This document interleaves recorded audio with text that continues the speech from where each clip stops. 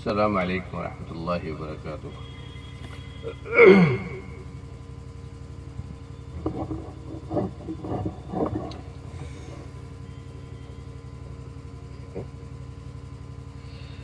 ان الحمد للہ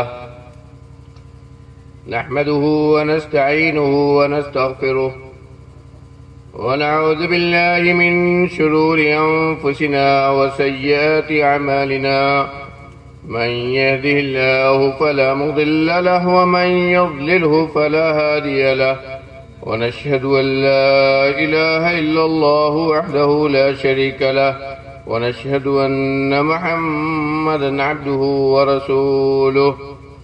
يا أيها الذين آمنوا اتقوا الله حق تقاته ولا تموتن إلا وأنتم مسلمون. يا أيها الناس اتقوا ربكم الذي خلقكم من نفس واحدة وخلق منها زوجها وبث منهما رجالا كثيرا ونساء، واتقوا الله الذي تساءلون به والأرحام إن الله كان عليكم رقيبا.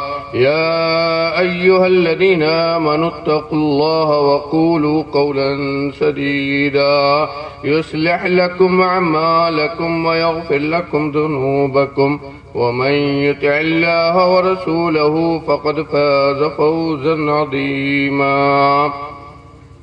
أما بعد فإن خير الحديث كتاب الله، وخير الهدي هدي محمد صلى الله عليه وسلم، وشر الأمور محدثاتها، وكل محدثة بدعة، وكل بدعة ضلالة، وكل ضلالة في النار.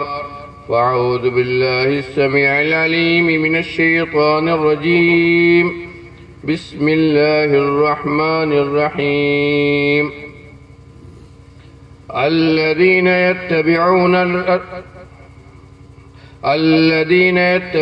الرسول النبي الأمي الذي يجدونه مكتوبا عندهم في التوراة والإنجيل، يأمرهم بالمعروف وينهاهم عن المنكر ويحل لهم الطيبات ويحرم عليهم الخبائث ويدع عنهم إصرهم والأغلال التي كانت عليهم، فالذين آمنوا به وعزروه ونصروه واتبعوا النور الذي أنزل معه أولئك هم المفلحون.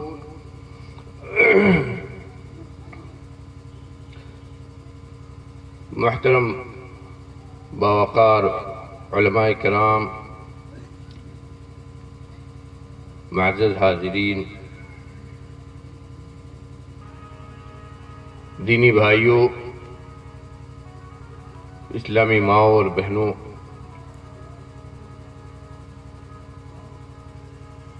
یہ ہم لوگوں کے لیے بہت ہی خوش قسمتی کی بات ہے، اللہ رب العالمین کی بہت بڑی توفیق، اس کا فضل و کرم،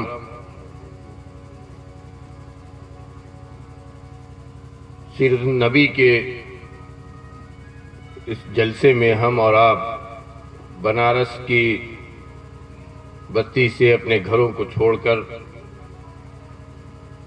اس جگہ پر اکٹھا ہوئے ہیں۔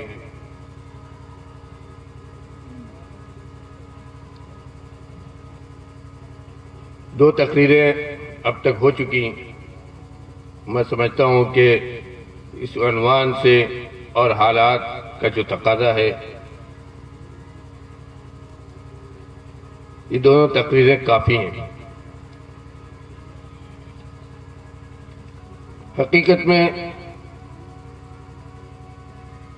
تقریروں کے سننے کا بنیادی مقصد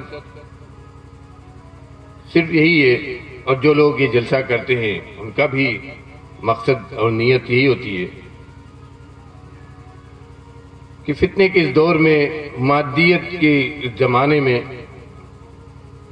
دین بیزاری عام کسی بھی ایسی بستی میں جائیے جہاں ایک کہا جائے کہ مسلمانوں کی بستی ہے، یہاں مسلمان رہتے بستے ہیں، یہ دیکھ کر افسوس کرنا پڑتا ہے کہ آیا مسلمان اپنا دین بھی کچھ جانتا ہے، اپنے رسول کو بھی پہچانتا ہے، وہ رب جس پر ایمان کا دعویٰ کرتا ہے، وہ رسول جس کے تعلق سے وہ اپنے آپ کو مسلمان کہتا ہے، واقعی وہ اپنی اس دعوے میں سچا ہے؟ قرآن جو اللہ کی کتاب، جس کی تعلیمات کتنی بلند اور جسے اس دنیا کے بنانے والے رب نے پوری دنیا کے لیے ہدایت، پورے دنیا کے لیے رہنمائی، پوری دنیا کے لیے نور کہا، اس کتاب کو ماننے والے اس کتاب کے عظیم تعلیمات کو دنیا کی سب سے بہترین تعلیمات اور دنیا کا سب سے بہترین دین کہنے والے، اور وہ رسول جسے پوری دنیا کے لیے آئیڈیل نمونہ قرار دیا گیا، جس کو غیر مسلم بھی، جس کی شخصیت اور جس کی سیرت کو پڑھنے کے بعد غیر مسلم بھی یہ کہتے ہیں کہ دنیا میں اگر کوئی ایسی شخصیت ہے جس نے حد درجہ مختصر مدت میں دنیا میں انقلاب برپا کیا ہے اور انسانوں کی عملی زندگی کو واقعتاً بدل دیا ہے، تو صرف محمد عربی صلی اللہ علیہ وعلی آلہ وسلم فدا و بی امی، اس نبی کے ماننے والی امت ایسی جس کے بارے میں پوری دنیا میں یہ کہا جائے کہ مسلمان سب سے بڑے جاہل، مسلمان سب سے زیادہ بد اخلاق، مسلمان سب عملی میدان میں سب سے گرے ہوئے، مسلمان ایسا اور مسلمان ایسا، اس کی کوئی آج دنیا میں حیثیت ہی نہیں۔ وہ قوم، اس امت کی قوم جس کے نبی سے وعدہ کیا گیا، اللہ رب العالمین نے وعدہ کیا اس کے نبی سے کہ جو تمہاری لائے ہوئی شریعت اور تمہارے لائے ہوئے دین کو مانے گا، اس پر عمل کرے گا، اس کو دنیا کی خلافت ملے گی، اس دنیا کا حاکم ہوگا، وہ قوم اس دنیا کی حاکم ہوگی، اس دنیا میں سب سے زیادہ عزت دار اور سب سے زیادہ بلند ہوگی۔ اس رسول کے ماننے والے آج کہاں ہیں میرے بھائیوں؟ تقریروں میں یہ سب بھی آپ نے سنا، اور میں سمجھتا ہوں کہ ہر ذی شعور مسلمان اس کو آج خود محسوس کر رہا ہے۔ آج پچھلی صدی سے آپ مسلمانوں کے احوال کو دیکھیے، اور آج تو بلا شک و شبہ ہم یہ کہہ سکتے ہیں کہ روزانہ مسلمان خود مسلمان کو جتنی بڑی تعداد میں قتل کرتے ہیں، دوسری کوئی قوم نہیں قتل کی جا رہی۔ جتنا ایک دن میں مسلمان کا خون بہا جاتا ہوگا کسی دوسری قوم کا تو نہیں ہے، جبکہ یہ وہ امت ہے جس کے نبی کو اس پوری دنیا کا رہبر قرار دیا گیا، اس پوری دنیا کے رحمت قرار دیا گیا، اس پوری دنیا کا سردار قرار دیا گیا، اور جس کی تعلیمات کو تمام دینوں سے بہتر تعلیمات اور تمام دینوں سے بہتر دین اور دنیا میں امن و شانتی کا عالم بردار اسے کہا گیا۔ یہ کیوں ہے میرے بھائیوں؟ ہم تقریریں سنتے ہیں اور سننے کا شوق بھی ہے، اللہ کرے شوق اور بڑھے اور ہم اس سے اور زیادہ مزید معلومات حاصل کریں۔ ہمارے بھائی عبداللہ صاحب نے ایک بہت خاص بات کہی کہ ہمیں مطالعہ کرنا چاہیے۔ آج تو یہ سمجھایا جاتا ہے، جو اپنے آپ کو مولوی کہتے ہیں ان کی طرف سے اپنے طبقوں کو یہ سمجھایا جاتا ہے کہ قرآن ہر آدمی نہیں سمجھ سکتا ہے، قرآن کو ترجمے کے ساتھ مطلب کے ساتھ مت پڑھو، یہ ہر آدمی کے سمجھنے کی چیز نہیں ہے۔ یہ کہا جاتا ہے کہ ہم جو کہیں وہی سمجھو، اس سے زیادہ آگے بڑھنے کی ضرورت نہیں ہے۔ دنیا کی ساری باتیں ہر آدمی سمجھ سکتا ہے، آدمی کہیں کسی بستی میں کہیں بھی رہتا ہو، کسی دیہات میں رہتا ہو، دنیا کے جو اس کے اپنے مسائل ہیں دنیا کے جینے کے لیے، وہ کسی نہ کسی طرح ان کو ضرور سمجھتا ہے اور ان مسائل کو حل کرنے کی کوشش بھی کرتا ہے۔ لیکن دین جو اس کی نجات کا ذریعہ ہے، دین جو اس کے لیے اللہ کے عزت کا ذریعہ ہے، دین جو اس کے لیے اللہ کے عذاب سے بچانے کا ذریعہ ہے، اس دین کو نہیں سمجھ سکتا ہے، اس دین کی جو بنیادی تعلیمات ہے اس کو نہیں سمجھ سکتا ہے، اس دین کے لیے اللہ رب العالمین نے جو کتاب اتاری قرآن مجید، جس کو غیر مسلم پڑھ کر مسلمان ہو رہا ہے، جس کو پوری دنیا پڑھ کر اس دین کی طرف آ رہی ہے، اس قرآن کو مسلمان خود ہی نہیں سمجھ سکتا ہے۔ اس قرآن کو سمجھنے کے لیے مسلمان کو 24 علم چاہیے۔ میرے بھائیوں، کوئی آدمی کوئی بات کہے ہم اس کو اپنے دماغ میں بیٹھا لیں، یہ بھی کوئی عقل مندی نہیں ہے۔ کہنے والے ہر ایک کی بات سنیں، عقل مندی یہ ہے کہ کہنے والے ہر ایک کی بات سنیں، لیکن غور کریں کہ اس میں کیا حق ہے اور کتنا اپنے مطلب کی بات اس میں کہی جا رہی ہے، اس میں کتنی اپنے مطلب کی بات کہی جا رہی ہے اور ہمیں کیا کرنا چاہیے۔ آج کی دنیا میں جبکہ دنیا اتنی آگے بڑھ گئی ہے کہ چاند سے آگے تک دنیا پہنچ رہی ہے، اس دنیا میں ہم بھی جو اپنے آپ کو مسلمان کہتے ہیں، ہم بھی تو اس دنیا میں رہتے ہیں، تو کیوں ہم اتنا پیچھے رہیں؟ کیوں ہم اتنا پیچھے رہیں؟ ابھی پہلی تقریر میں آپ نے سنا کہ اسلام کی، اس دین کی پہلی جو وحی آئی وہی تعلیم کے تعلق سے، پہلی جو وحی نازل ہوئی اقرأ باسم ربک الذی خلق، پہلی ہی وحی پڑھنے کے تعلق سے آئی کہ پڑھو۔ اور یہی نہیں میرے بھائیوں، یہ جان لیجیے، جس طرح کھانا اور پینا یہ انسان کی فطری ضرورت ہے تاکہ انسان زندہ رہے، اسی طرح تعلیم یہ اس کی فطری اور بنیادی ضرورت ہے تاکہ انسان روحانی طور پر بھی اس دنیا میں زندہ رہ سکے۔ اگر وہ اپنے آپ کو جاہل لگتا ہے تو وہ اللہ کے یہاں ضرور پوچھا جائے گا، اس نے اپنی فطری جو ضرورت تھی اس کو پامال کیا، یہ اس کی فطری بنیادی ضرورت ہے اور یہ اس کی ذمہ داری ہے کہ وہ اپنے آپ کو عالم بنا کر اس دنیا میں رکھے جیے۔ جس طرح یہ ضروری ہے کہ وہ دنیا کے امور کو جانے، ویسے یہ بھی ضروری ہے کہ وہ اپنے دین کے امور کو جانے، جتنے سے اس کی دینی زندگی صحیح طور پر گزر سکے۔ آج مسلمان یہ کہتا ہے نماز کے لیے کہو تو کہتا ہے کہ ہمیں نماز کا طریقہ نہیں معلوم۔ میرے بھائیوں، کیا یہ کہہ کر اللہ کے یہاں چھوٹ جائیں گے؟ دین کی بنیادی ضرورتیں آج کتنی ایسی بستی ہے کہ جہاں مسلمان یہ نہیں جانتا ہے کہ ہمارا یہ مردہ، ہمارا جو بھائی کا انتقال ہو گیا، اس کو کس طرح ہم دفن کریں، اس کے لیے ہماری شریعت میں کیا حکم ہے، اسے ہم کس طرح نہلائیں اور کس طرح اسے دفن کریں۔ کتنے مسلمان جانتے نہیں، انتظار کرتے ہیں کہ کوئی پیشے ور آدمی آئے مولوی ٹائپ کا اور وہ آ کر جیسے کہے اس کو اسے دفن کیا جائے۔ میرے بھائیو، یہ آپ کی ذمہ داری ہے، آپ جانیں، یہ ذمہ داری ہے کہ آپ جانیں کہ جب بچہ پیدا ہوا تو اس کو کس طرح، اس کے لیے اس کے ساتھ کس طرح سلوک کریں اور اس کے لیے کیا کچھ کریں۔ شریعت نے ہمیں جو بتلایا ہے، نبی کریم صلی اللہ علیہ وسلم کی جو تعلیم ہے، یہ ضروری ہے کہ آپ جانیں۔ یہ اگر صرف مولوی کے اوپر آپ نے چھوڑا ہے تو اللہ کیا پکڑے جائیں گے کہ اس ذمہ داری کو آپ نے نہیں نبھایا۔ اسی طرح جب بچہ بڑا ہوا، اس کے بعد جب اس دنیا سے گیا وہ انسان، تو موت کے بعد اس کے ساتھ، انتقال کے بعد اس کے ساتھ کیا ہمیں کرنا ہے، یہ بھی آپ کی ذمہ داری ہے کہ جانیں۔ آپ یہ کہیں کہ ہم دیہات میں رہتے ہیں، ہم اس کو کیسے جانیں؟ تو میرے بھائیوں، اس سے اللہ کے ہاں نہیں چھوٹیں گے۔ یہی میرے بھائیوں سیرت النبی کے جلسہ کا بھی یہی مقصد ہے۔ ہم اور آپ سنتے ہیں کہ نبی کریم صلی اللہ علیہ وسلم کی زندگی کو ہم سب کے لیے آئیڈیل نمونہ بنایا گیا ہے۔ آئیڈیل بنانے کا مطلب کیا ہے؟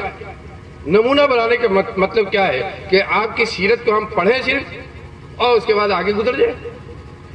آئیڈیل، آج مسلمان عام طور پر یہ دعویٰ کرتا ہے کہ ہمیں اپنے نبی سے محبت ہے، اور بلا شبہ نبی سے محبت یہ ایمان کی نشانی ہے، مسلمان ہونے کی نشانی ہے۔ اگر کسی کے دل میں ایمان، کسی کے دل میں نبی سے محبت نہیں ہے تو مسلمان نہیں ہے، وہ مسلمان نہیں ہے میرے بھائیوں، مسلمان نہیں ہے۔ اگر کسی کے دل میں نبی سے سچی محبت نہیں ہے تو مسلمان نہیں ہے۔ یہ ایمان کی نشانی ہے، ہر آدمی کے دل میں ایمان، نبی سے محبت ہو۔ لیکن اس نبی سے محبت کا تقاضا کیا ہے؟ چاہے مرد و عورت، سب کے لیے اس نبی سے محبت کا تقاضا کیا ہے کہ اس کو اپنے لیے آئیڈیل بنائے، اور جس کو بھی، جو آدمی جس شخصیت کو اپنا آئیڈیل بناتا ہے اس کے طریقے پر چلتا ہے۔ جس شخصیت کو دنیا میں کہیں بھی جو آدمی جس شخصیت کو اپنا آئیڈیل اور نمونہ بناتا ہے، اس کے طرز عمل کو اپناتا ہے، اس کے طریقے کو اپناتا ہے، اس کے دین پر چلتا ہے. اسی لیے کہا جاتا ہے کہ محبت کرنے والا محبوب کے دین پر ہوتا ہے. محبت کرنے والا محبوب کے دین پر ہوتا ہے، یعنی اسی کے طریقے کو اپناتا ہے، اسی کے طریقے پر چلتا ہے. آج ہم اپنے نبی سے محبت کا دعویٰ کرتے ہیں اور اس دعوت میں جھنڈے اٹھائے جاتے ہیں. اس محبت کے دعوے میں دوسروں کے اوپر اسلام سے خارج ہونے کا حکم لگا دیا جاتا ہے. یہ بھی کہا جاتا ہے کہ گستاخ رسول ہے، یہ بھی کہا جاتا ہے کہ رسول کو نہیں مانتے ہیں. یہ صرف نبی سے محبت کے دعوے میں. لیکن جب عمل کا میدان آتا ہے تو وہاں ایسے بھی ملتے ہیں محبت کا دعویٰ کرنے والے جو نبی کی نماز کا جو طریقہ ہے اسے بھی نہیں جانتے. وہ نماز، وہ عبادت جس کے بارے میں نبی نے کہا جعلت قرۃ عینی فی الصلاۃ، جعلت قرۃ عینی فی الصلاۃ، میرے آنکھوں کی ٹھنڈک نماز میں بنائی گئی. نبی کو پریشانی ہوتی تھی تو کہتے تھے کہ اے بلال اذان دو، نماز پڑھے تاکہ سکون حاصل ہو. نبی اللہ کا ذکر کر کے سکون حاصل کرتے تھے، نماز پڑھ کے سکون حاصل کرتے تھے. اور یہ نماز، اس کا طریقہ بھی وہ طریقہ جو نبی کا طریقہ ہے، وہ طریقہ بھی ہمیں معلوم نہ ہو اور دعویٰ کریں ہم حب نبی کا، دعویٰ کریں ہم کہ نبی ہمارے لیے آئیڈیل ہے. یہ ہماری جب حالت ہوگی تو ہم کیسے اپنے آپ کو مسلمان کریں، کیسے اپنے آپ کو مسلمان کریں؟ میرے بھائیوں، بہت لمبی چوڑی تقریر کرنے کی ضرورت نہیں. ہمارے زیادہ تر احباب بنارس شہر سے آئے ہیں، بنارس شہر سے آئے ہیں. ان کو لوٹ کر اپنے ہاں جانا ہے، جانے میں پریشانی ہوگی. بہت لمبی چوڑی تقریر کرنے کی ضرورت نہیں ہے. جو آیت کریمہ میں نے تلاوت کی ہے اس میں اللہ رب العالمین نے بتلا دیا ہے کہ اس نبی کی خوبی کیا ہے، کس چیز میں ہم نبی کو آئیڈل بنائیں. اس کو اگر ہم تفصیل سے بیان کریں تو لمبی چوڑی تقریر ہو. صرف آیت کا ترجمہ میں کرتا ہوں، صرف آیت کا ترجمہ، اور غور کیجئے گا کہ اللہ نے کیا اپنے نبی کی خوبی بتلائی ہے، کیوں نبی کو بھیجا گیا، نبی نے کیا دیا ہمیں. اور جو لوگ نبی کی ان کی تعلیمات پر، نبی کا جو طریقہ ہے، جو طریقہ دے کر انہیں بھیجا گیا، اس پر جو لوگ عمل کریں گے، اللہ کے ہاں سے ان کی کیسی غیبی مدد ہوگی. میرے بھائیوں، اللہ کی عظیم قدرت پر بھی آج ہمارا ایمان ختم ہو چکا ہے. اگر اللہ کی عظیم قدرت پر، اللہ کی عظیم طاقت پر، اللہ کے عظیم علم پر اگر ہمارا ایمان ہوتا تو یہ گناہوں کی دنیا ہم نہ بساتے، یہ گناہوں کی دنیا ہم ہرگز نہ بساتے. جو آج ہمارے گھر گھر کے اندر گناہ بسا ہوا ہے، سیئات معاصی بسی ہوئی ہیں، یہ ہرگز نہیں ہوتا اگر اللہ کا ڈر ہوتا، اس کی عظیم قدرت پر ہمارا ایمان ہوتا. اللہ رب العالمین فرمایا الذين يتبعون الرسول النبي الأمي الذي يجدونه مكتوبا عندهم في التوراة والإنجيل. یہاں اللہ نے یہود و نصارہ کے تعلق سے، اہل کتاب کے تعلق سے اس آیت میں نبی کریم صلی اللہ علیہ وسلم کا ذکر کیا ہے. لیکن حقیقت میں چونکہ آپ تمام انسانوں کے رسول، قیامت تک آنے والے تمام انسانوں کے لیے آپ کو نبی بنایا گیا، اور آپ کی تعلیمات کسی ایک قوم کے لیے خاص نہیں، نہ کسی ایک خطے کے لیے، دنیا کے کسی ایک علاقے کے لیے خاص تھی، نہ کسی بستی کے لیے خاص تھی، اور نہ کسی وقت کے لیے محدود تھی، بلکہ آپ پوری دنیا کے لیے، قیامت تک آنے والی دنیا کے لیے نبی، اور آپ کی تعلیمات قیامت تک آنے والے تمام انسانوں کے لیے، تمام انسانوں کے لیے، اور دنیا میں بسنے والے ہر انسان کے لیے آپ کی تعلیمات. اس لیے یہ اس میں جو ذکر ہے یہ قیامت کے وقت آخری انسان جو پیدا ہوگا اس کے لیے بھی اس میں پیغام ہے، سب کے لیے اس میں پیغام ہے کہ وہ نبی کیا لے کر آیا. الذین یتبعون الرسول النبی الامی الذی یجدونہ مکتوبا عندہم، وہ لوگ جو اتباع کرتے ہیں رسول کی، نبی کی، امی کی. نبی امی کہا آپ کو، ان پڑھ یعنی پڑھے لکھے نہیں تھے. جاہل، امی کا معنی جاہل نہیں ہوتا ہے، بہت سارے لوگ جاہل کہتے ہیں، جاہل نہیں ہوتا وہ امی کا معنی، بلکہ حقیقت میں نبی کریم صلی اللہ علیہ وسلم اس دنیا کے سب سے بڑے عالم. ہر نبی کو اللہ کا اور اللہ کے دین کا اپنی امت سے بہت زیادہ علم. اور یہی نہیں، غیب کی بہت ساری باتیں نبی کو معلوم ہوتی تھی جو عام امتیوں کو نہیں معلوم ہوتی. اس لیے یہ یقین و ایمان رکھنا چاہیے کہ نبی کا علم اللہ کے بارے میں، نبی کا علم دین کے بارے میں، نبی کا علم اس دنیا کے بہت سارے حالات کے بارے میں اور دوسرے لوگوں سے بہت زیادہ بہت آگے. اس لیے جاہل، امی کے معنی جاہل نہیں ہے، امی کے معنی ان پڑھ، اس لیے کہ آپ پڑھے لکھے نہیں تھے، آپ کسی مدرسے میں اور کہیں پڑھے لکھے نہیں تھے. اور یہی وجہ تھی کہ صلح حدیبیہ کے موقع پر جب صلح نامہ لکھا گیا، حضرت علی رضی اللہ عنہ نے صلح نامہ لکھا تو اس میں لکھا انہوں نے کہ یہ صلح، جب صلح ہونے لگی اور صلح نامہ لکھا گیا تو یہ لکھا انہوں نے کہ یہ صلح نامہ لکھا جا رہا ہے محمد صلی اللہ علیہ وسلم اور قریش کے درمیان. تو ان لوگوں نے اعتراض کیا، قریش والوں نے جو کافر تھے اعتراض کیا کہ رسول اللہ جو لکھا ہے یہ کٹو، اس لیے کہ اگر ہم آپ کو اللہ کا رسول مان لیں تو پھر جھگڑا ہی ختم ہو گیا. ہم اللہ کا رسول آپ کو کہاں مانتے ہیں؟ اگر اللہ کا رسول ابھی ہم مان لیتے تو جھگڑا ہی ختم ہو جاتا ہے، پھر یہ چیز ضرورت ہی نہیں ہے. تو کہا کہ یہ رسول اللہ، اس میں جو لکھا محمد رسول اللہ، اس کو کاٹ دو، یہاں سے ہٹا دو، مٹا دو. تو آپ نے فرمایا حضرت علی سے کہ اس کو مٹا دو. حضرت علی رضی اللہ عنہ نے کیا کہا؟ غور کیجئے، محبت اور رسول کی اقتداء، رسول کی عظمت اور رسول پر ان کا ایمان، یہی چیز ہے، یہی ایمان کا تقاضا ہے. انہوں نے کہا حضرت علی رضی اللہ عنہ نے کہ اللہ کا رسول، ہم نے آپ کو اللہ کا رسول مانا ہے، یہ نہیں ہو سکتا ہے کہ میں اپنے ہاتھ سے رسول اللہ جو لکھا ہوا ہے اس کو مٹا دوں. یہ ہے رسول کی محبت میرے بھائیو، یہ ہے رسول کی محبت، اس کو کہتے ہیں رسول کی محبت. ہم نے رسول کو مانا کہ وہ لوگ تھے جنہوں نے وحی کو اترتے ہوئے اپنی آنکھوں سے دیکھا تھا، وہ لوگ تھے جنہوں نے رسول سے براہ راست تعلیم اور تربیت دین کی حاصل کی تھی. ان کا ایمان تھا، ایسا ایمان تھا جیسا دن کے نکلنے پر آدمی کا ایمان ہوتا ہے، بلکہ اس سے زیادہ ایمان تھا رسول کی رسالت پر، نبی کریم صلی اللہ علیہ وسلم کی نبوت پر. اسی لیے انہوں نے کہا کہ یہ نہیں ہو سکتا ہے کہ ہم رسول اللہ جو لکھا ہوا اس کو مٹا دیں. تو آپ نے حضرت علی سے کہا کہ مجھے بتاؤ کہاں لکھا ہوا ہے؟ پڑھے ہوئے آپ نہیں تھے، پڑھے ہوئے نہیں تھے، اسی لیے میں کہہ رہا ہوں پڑھے ہوئے نہیں تھے. تو آپ نے کہا کہ رسول اللہ کہاں لکھا ہے یہ مجھے دکھاؤ. انہوں نے دکھایا اور آپ نے اپنے ہاتھ سے اس کو وہاں سے مٹا دیا. تو اللہ رب العالمین نے کہتا ہے کہ الذین یتبعون الرسول النبی الامی، وہ لوگ جو اتباع کرتے ہیں، پیروی کرتے ہیں، ان کے حکم کی اطاعت کرتے ہیں. رسول، نبی، امی، تین کہا، پیغامبر بھی ہے، اللہ کا نبی بھی ہے اور امی ہے. الذی یجدونہ مکتوبا عندہم فی التوراۃ والانجیل، وہ نبی رسول امی جس کا ذکر وہ اپنے ہاں تورات اور انجیل میں لکھا ہوا پاتے ہیں. یعنی گویا یہ اللہ کی طرف سے جھوٹی بات نہیں ہوگی، اللہ کی طرف سے اعلان ہے کہ نبی، اس نبی کا ذکر تورات میں بھی ہے، اس نبی کا ذکر انجیل میں بھی ہے، لکھا ہوا ہے انجیل اور تورات میں. اور آج بھی جو انصاف پرور عیسائی ہیں وہ آج بھی اس بات کا اعتراف کرتے ہیں کہ نبی کریم صلی اللہ علیہ وسلم کا ذکر تورات کے اندر موجود ہے، انجیل کے اندر موجود ہے، چاہے وہ اس کو نہ مانے، ایمان نہ لائے. اور آگے اللہ نے پھر فرمایا کہ اس رسول کی خصوصیت کیا ہے، کیا لے کر یہ رسول آیا، کیا پیغام لے کر آیا تمہارے پاس، کس چیز کو لے کر آیا ہے اللہ کے پاس سے تمہارے یہاں، کس چیز کی اتباع پیروی کرنا ہے تمہیں.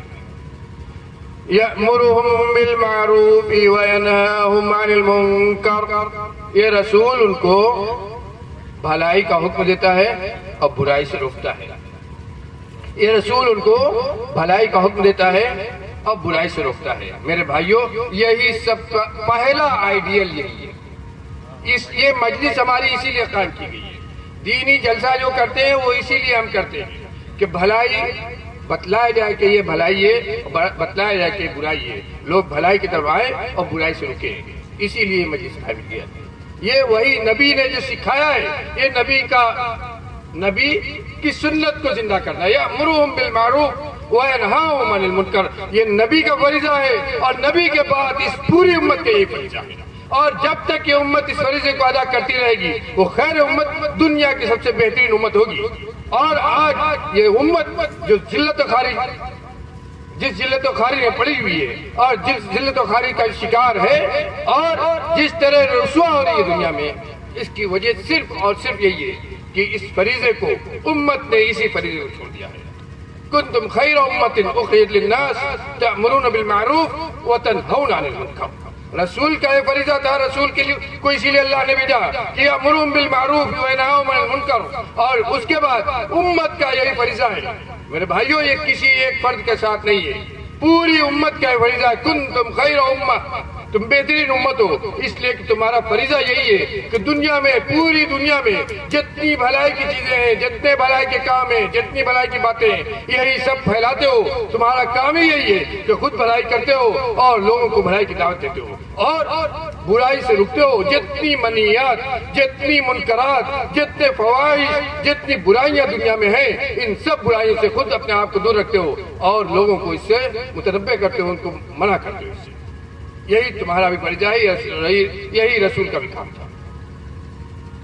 وَيُحِلُّ لَهُمُ الطَّيِّبَاتِ وَيُحَرِّمُ عَلَيْهِمُ الْخَبَائِثَ۔ اور رسول کا کام کیا ہے؟ رسول کیا کہتے ہیں؟ حلال، طیب اور پاکیزہ جو روزی اللہ نے بنائی ہے، طیب اور پاکیزہ روزی اللہ نے جو بنائی ہے، اس کو وہ حلال کرتے ہیں۔ وَيُحَرِّمُ عَلَيْهِمُ الْخَبَائِثَ، اور جو خبیث، گندی چیزیں ہیں کھانے پینے کی، جن کو روزی سمجھا جاتا ہے، جو خبیث اور ناپاک گندی جو چیزیں ہیں اس دنیا میں، ان کو وہ حرام کرتے ہیں۔ غور کیجئے میرے بھائیو، اگر اسی کی ہم تشریح کریں تو لمبی تشریح ہو۔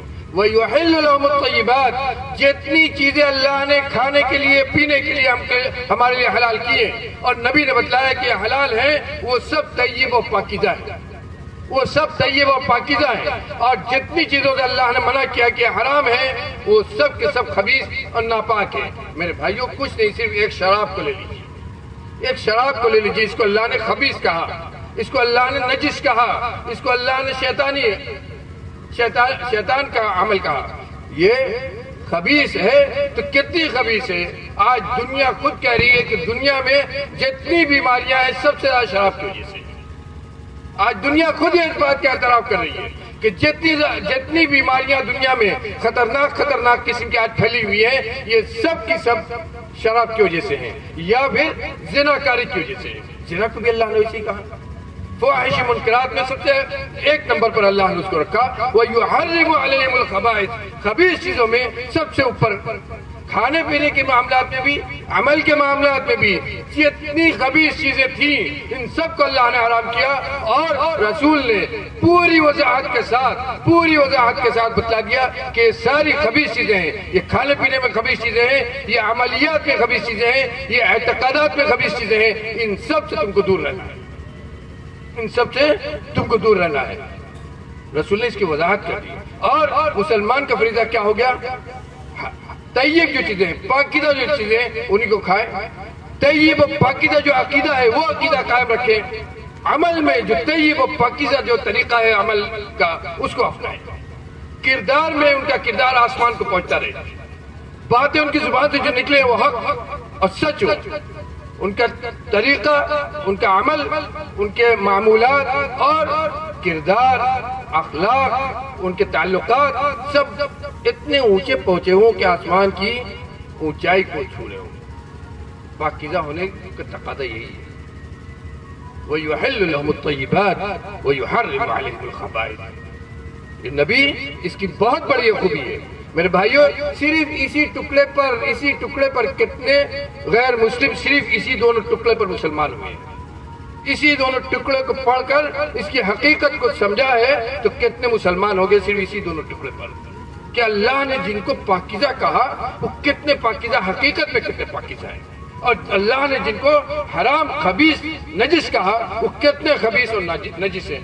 کس زمانے میں؟ آج سے 2400 سال پہلے اللہ رب العالمین نے بتلایا اور نبی نے بتلایا، نبی نے وضاحت کی کہ یہ طیب و پاکیزہ ہے، تو واقعی اتنا طیب و پاکیزہ ہے کہ آج جتنی صحت اور تندرستی کی خوبیاں ہیں سب ان پاکیزہ چیزوں میں موجود ہیں، اور جتنی خبیث اور گندی چیزیں جو کہی گئی، بیماری جتنی ہے، سب ان کے اندر موجود ہے۔ آج سے 2400 سال پہلے بتلایا گیا، اور آج سائنس اتنا آگے پہنچ کر اس سے آگے نہیں پہنچ سکی، اس کو سائنس بھی ماننے کو مجبور ہے کہ واقعی یہ بات جو کہی گئی صحیح ہے۔ اور اسی لیے صرف انہی دونوں ٹکڑوں پر کر، انہی دو ٹکڑے قرآن کے انہی دو ٹکڑے وَيُحِلُّ لَهُمُ الطَّيِّبَاتِ وَيُحَرِّمُ عَلَيْهِمُ الْخَبَائِثَ، انہی کو پڑھ کر کے تم مسلمان ہو گئے۔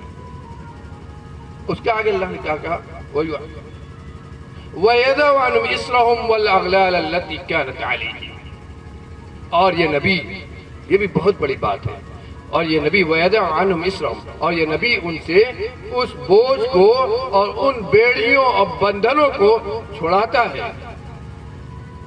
اس بوجھ کو ہٹاتا ہے اور ان بیڑیوں اور بندھنوں کو کھولتا ہے، ختم کرتا ہے جو ان کے اوپر لگی ہوئی ہے۔ پہلی شریعتوں میں بہت ساری پابندیاں تھیں۔ یہودیوں کیا یہ تھا کہ اگر منی کپڑا میں رکھ جائے تو اتنا کپڑا کاٹ دینا ہے، اور اس طرح کی بہت ساری بندنیں تھی، یہ چیز کھا سکتے ہیں اور یہ نہیں کھا سکتے ہیں۔ اللہ رب العالمین نے نبی کریم صلی اللہ علیہ وسلم کے ذریعے ان ساری بندنوں کو، یہ جو ایسی جو بندنیں تھیں، ان سب کو ختم کر دیا۔ بہت سارے ایسے بوجھ جو پچھلی شریعتوں میں تھے، ان سب کو اللہ رب العالمین نے نبی کریم صلی اللہ علیہ وسلم کی تعلیمات کے ذریعے ان سارے بوجھ کو ہم سے ختم کر دیا، اور حقیقت میں آپ کو وَمَا أَرْسَلْنَاكَ إِلَّا رَحْمَةً لِّلْعَالَمِينَ، وَمَا أَرْسَلْنَاكَ إِلَّا رَحْمَةً لِّلْعَالَمِينَ، پوری دنیا کے لیے آپ کو رحمت ہے۔ میرے بھائیوں، یہ اللہ کا یہ اعلان ہے اللہ کا اپنے نبی کے سلسلے میں کہ وہ نبی اتنی خوبیاں اور اتنی برکتیں اور اتنی نعمتیں اللہ کی اور اتنا فضل انعام اللہ کا وہ نبی اپنی امت اور اپنے دین کے ماننے والوں کو دیتا ہے۔ جس نبی کی امت ہونے کا ہم دعویٰ کرتے ہیں، جس نبی سے محبت کا ہم رکھتے ہیں، جس نبی سے محبت کا ہم اعلان کرتے ہیں، وہ نبی اتنے انعامات اور اتنی اللہ کی اتنی نعمتیں ہمیں دیتا ہے۔ اور اسی لیے اللہ نے آگے فرمایا فَالَّذِينَ آمَنُوا بِهِ وَعَزَّرُوهُ وَنَصَرُوهُ فَالَّذِينَ آمَنُوا بِهِ وَعَزَّرُوهُ وَنَصَرُوهُ وَاتَّبَعُوا النُّورَ الَّذِي أُنزِلَ مَعَهُ، تو وہ لوگ جو ایمان لائے، وہ لوگ جو اس نبی پر ایمان لائے اور اس نبی کی مدد کی اور اس نبی کی تعظیم کی، اس نبی کی تعظیم کی، اس نبی کی مدد کی، یہ نبی جو نور لایا تھا اس کی اتباع کی، یہی وہ لوگ ہیں جو کامیاب ہوں گے۔ اب دنیا والوں کے لیے کامیابی کہاں ہے؟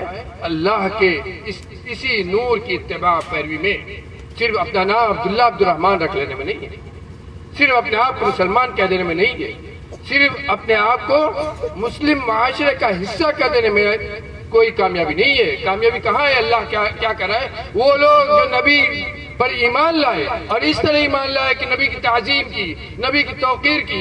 غور کیجئے، نبی نے حکم دیا کہ ہم نماز پڑھیں اور ہم نماز نہیں پڑھتے، تو کیا نبی کی یہ تعظیم ہے؟ کیا نبی کی یہی توقیر ہے کہ نبی نے اللہ کا جو تحفہ لا کے ہمیں دیا اسی کو ہم پامال کریں اور کہیں کہ ہم نبی کی تعظیم کرتے ہیں؟ کیا نبی کی یہی تعظیم ہے؟ میرے بھائیوں، یہ ایک چھوٹی سی مثال ہے ہمارے معاشرے کی۔ تو وہ لوگ جو نبی پر ایمان لائے، نبی کی تعظیم کی، نبی کی عزت کی، نبی کی توقیر کی اور اس نور کی اتباع کی، نبی کی مدد کی، وَنَصَرُوهُ، اور نبی کی مدد کی۔ آج ہم نبی کی مدد کیسے کریں؟ نبی اس دنیا سے چلے گئے، آج نبی کی مدد کیسے ہوگی؟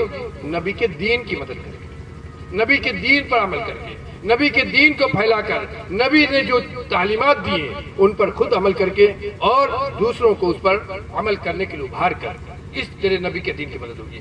اور آگے کیا فرمایا؟ وَاتَّبَعُوا النُّورَ الَّذِي أُنزِلَ مَعَهُ، اور نبی جو روشنی لے کر آئے اس دنیا میں، اس روشنی کی اتباع کی، یہی لوگ کامیاب ہیں۔ اللہ تعالیٰ ہم کو نبی کریم صلی اللہ علیہ وسلم کا سچا شہدائی بنائے، آپ کی سنت پر عمل کرنے والا بنائے، صحیح معنی میں آپ کی محبت ہمارے دلوں میں پیدا کر دے۔